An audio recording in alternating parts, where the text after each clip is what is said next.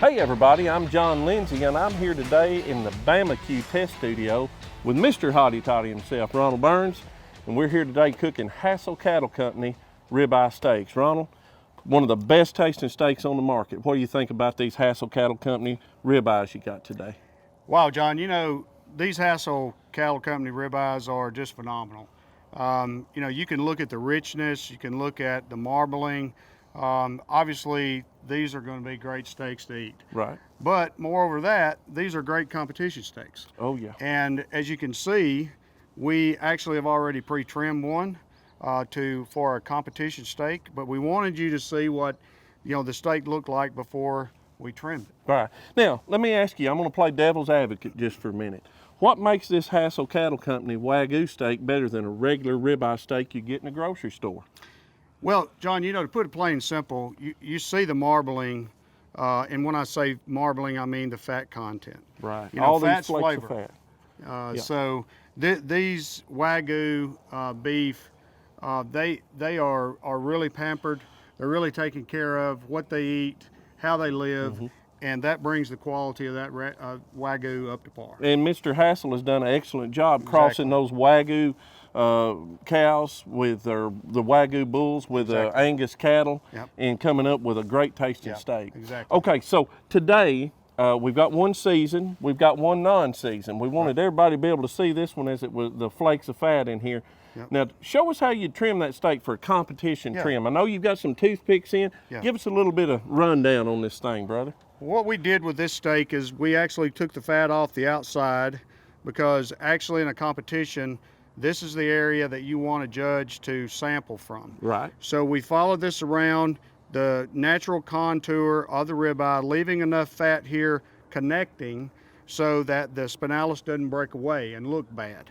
And then we just actually followed the contour of the steak around and trimmed up the sides to where there's no jag edges or anything like that. Right. So you're making a natural cut. The natural trim in the steak is here. Right. You've just trimmed that off here, cut the tail off. Judges will eat from this part. It'll be placed in the box cut 50-50, and the judge will sample from this spinalis end. You know, Ronald, a competition steak's just a little bit different from a regular backyard steak.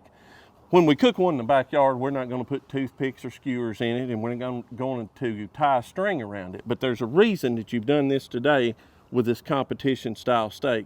Tell us about it. Tell us why it's there. Well, John, I use the toothpicks. Some people use skewers, but I use those to actually keep my string in place.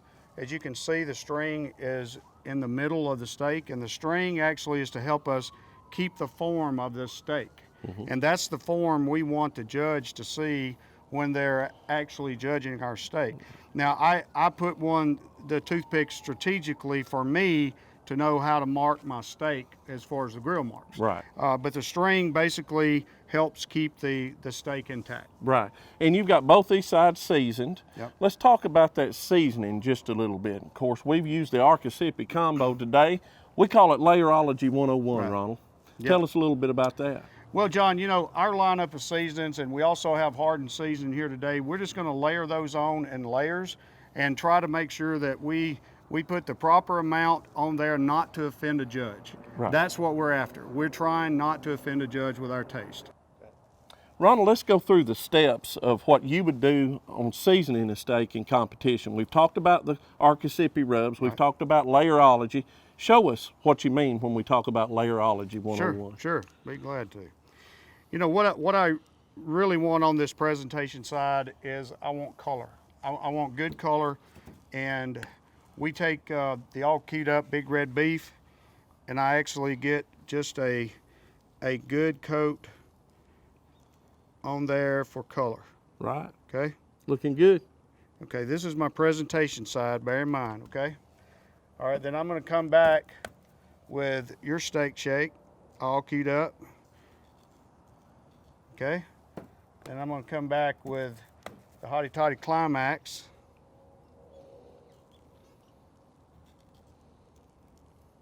Okay. It's a great rub. All right, and then I'm gonna pat that in. And what you're doing, you're trying to build layers of flavors. Just like in barbecue, we talk about those layers of flavors. It's what we're doing here. It'll be a complex bite, and with the Wagyu, it don't take as much seasoning as another steak. Exactly. And then I'm gonna just flip the steak over in my hand and basically do the same thing on the back side, except the color was on the front side. Right.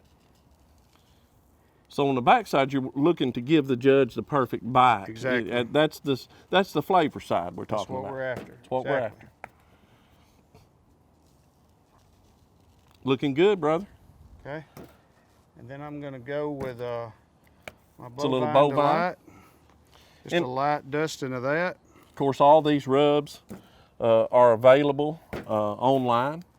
And I'm going to go with a 38 special. Put 38 just to top special. that off. Right. It's got a little peppery blend to it. It's looking good. Layerology 101. Exactly. And there it is. There it is.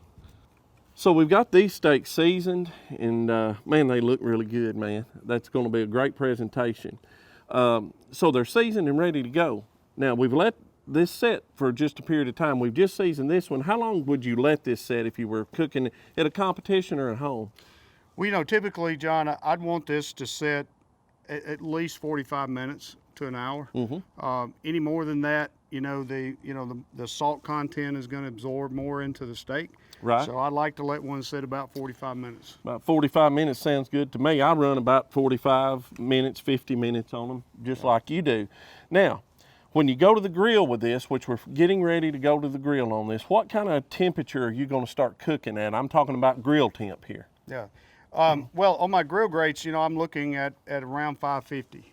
That's my comfort level. So now, you have people cook anywhere from 500 to 700, but my comfort zone is about 550. Folks, I'm going to give you just a little bit of a pro tip on these Wagyu steaks.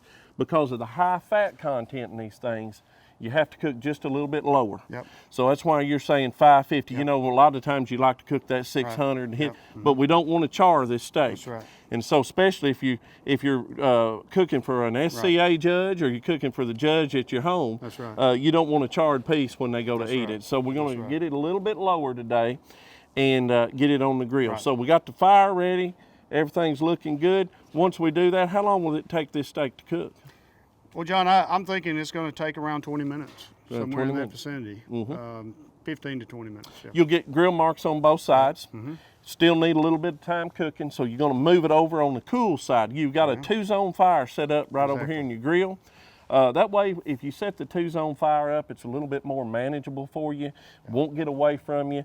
Especially, you're going to have a little extra grease and fat dripping on the coals. So you want to keep that 2-zone fire. I think that's another pro tip that we could share with everybody to make you a little bit better cook. That's right.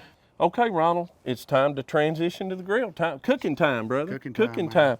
Okay, so we're going to do 1 minute and 40 seconds a turn. Right.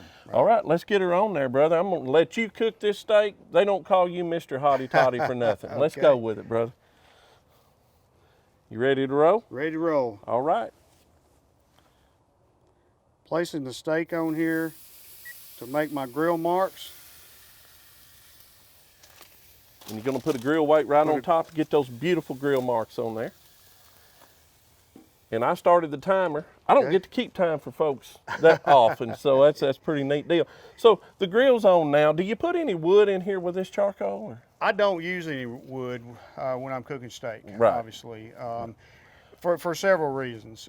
Windy days, wood flares up, causes your fire to get too hot. Right. That's the reason I just go straight charcoal. Now, do you notice when you put a steak on like that, the steak is a little cooler? What was your temperature of the actual steak normally when you put it on? I want it to be in the 60-degree range. 60-degree range. Somewhere in that, yeah. What I try to do is 60 to 70 degrees, and I think it does better, don't you? It does better. Holds its shape better, does things. You got 48 seconds here counting down. Do you ever open your grill and look at it when you're cooking it? I Just don't. Leave it going. I know where I've got it. It's where I want it, so I don't bother it at all. Right. No. That said, about 45 minutes before you got it on, it was really cold when it started. Yeah. It's coming up to that 60. I believe that one was about 67 degrees when you got it on there. You got 26, 25 seconds left. Okay. Now, under normal conditions at a competition, How long does it normally take you to cook your steak all the way around? I mean, with my technique, it usually takes about 30 minutes. Yeah. And you know, give or take, In our thickness techniques, of steaks and all of that, you know, it makes a difference. 5 seconds, my friend. Gonna get our flip on, brother. There we go. Okay, I'm gonna take my weight off, and I'm gonna put my grill grate tool in under it to lift it. Right. And look at there. Woo! I take my brush and I clean it off, and I come back with a towel to make sure that I got it good and clean. And that really makes a difference. Exactly. With And then I'm going to rotate it to make the grill the grill marks. Excuse me. Okay, I'm going to put the weight back on. Got you. And we've got another minute. Minute and 40 seconds. 40, excuse me. That's all right. Now, so we're talking about it. You did a lot of work there during that flip. Things that you probably, folks, may not be used to doing these things at home. Now, you clean the grates with a brush. Tell us a little bit why you're cleaning those grates with that brush. Well, you know, we're judged on the defined grill marks. Now, grill marks are not mandatory. Right. But if they're there, they need to be defined. Defined meaning, you know, solid from top to bottom. Coloration needs to be the same. That's why the temperature of the grill grates matter. Right. So that's what I was doing, positioning kind of to do that grill marks to be the way I wanted them. And folks, what a lot of people don't think about when you're out here doing these competitions, if you leave that excess rub on the top of those grill grates, it gets really hot, so it can burn, get on your steak. Judge gets a bite of that in their mouth, your taste scores go down with the appearance too. Now, you've done something else. You took the paper towel and wiped the grates off real good. The reasoning behind that? Well, I've got a little oil on there, and I always want to keep that, you know, good and clean, plus so the steak doesn't stick. Right. And if you leave that on there for an appropriate amount of time, you know, it will let go itself. Yep. Now, if it sticks, you know that it's going to pull and not look good. I've seen them, people just almost have to wedge it up, but you didn't do any of that because you had it, the oil on the grates, everything was good and clean. You got 1 second there, my friend. Deal. Okay, I'm going to take the weight off. Ron, when you pull that up this time, show the camera what that looks like. Now there is a good looking steak, folks.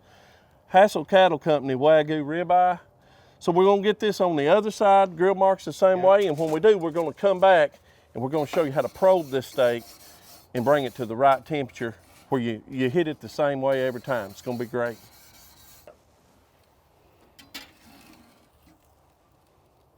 Man, that's looking good, Ronald.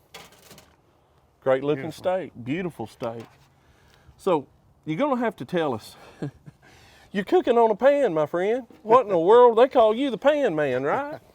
Yeah, that's a long story with that, John. I left my wife's little more rack at home, and I had to do a little compromise, and so this is what I came up with, and I won the contest, and I hadn't looked back since. Hadn't changed it since. No. So you got a pan, actually a full pan with holes poked in it so the grease can drip out. Now what you're gonna do right now is take your dot thermometer. This is a ThermalWorks dot. Got the needle probe on it. And you're gonna get ready to put the probe in and bring it up to a correct temperature, correct? But you're not gonna like a whole bunch. I'm gonna like a lot. That steak is 137 degrees right now, and we're gonna go about 145 on it, correct? Yep. All right, let's see where our dot brings us to. Looking good, but man, look at the color on that thing.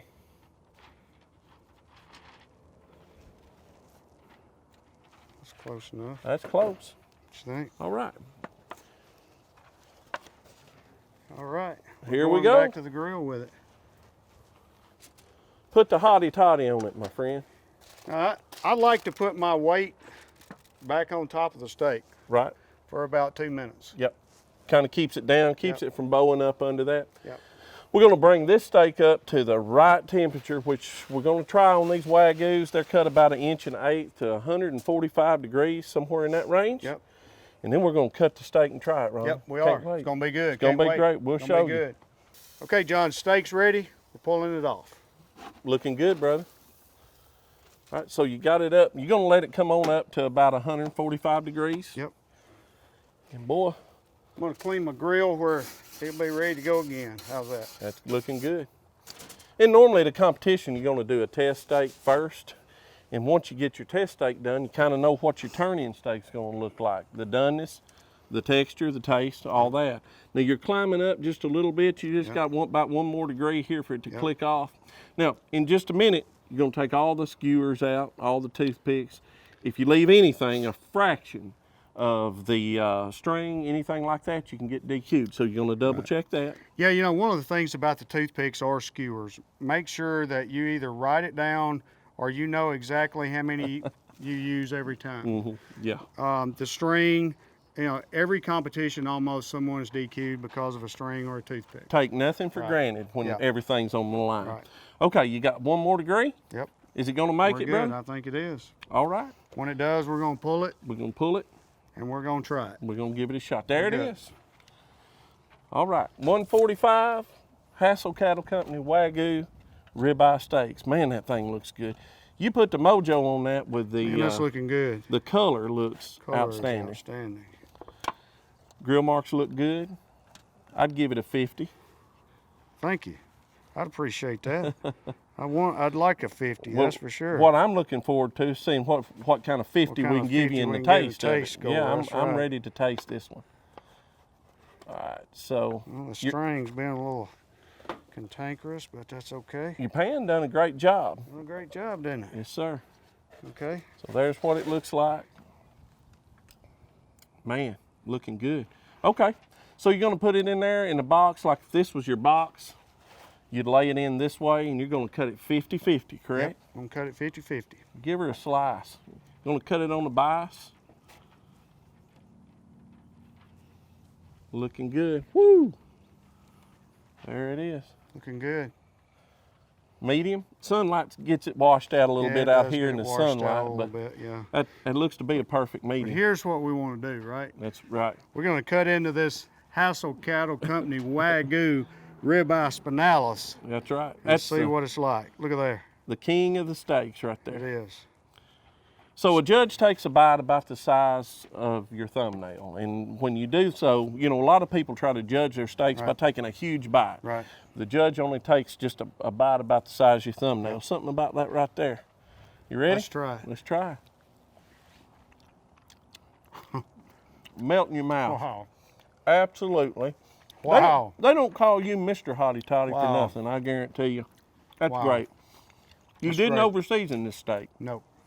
The Hassell Cattle Company Wagyus don't need to be over-seasoned. Speaks for itself. Seasoning has to be a complement to the steak. We want the beef to right. stand on its own. That's right. That's great, brother. That's great. Great job, That's my great. friend. That's great. Great. John, we're happy to be here with Bama-Q, cooking these great Hassell Wagyu ribeyes. And man, it's been a lot of fun today. Been a lot of fun today, and I want to do this again. Exactly. It's going to be great. Yeah. I'm John Lindsey. I'm here at the Bama-Q Test Kitchen with Mr. Hotty Toddy himself. We'll catch you next time. See you down the competition trail.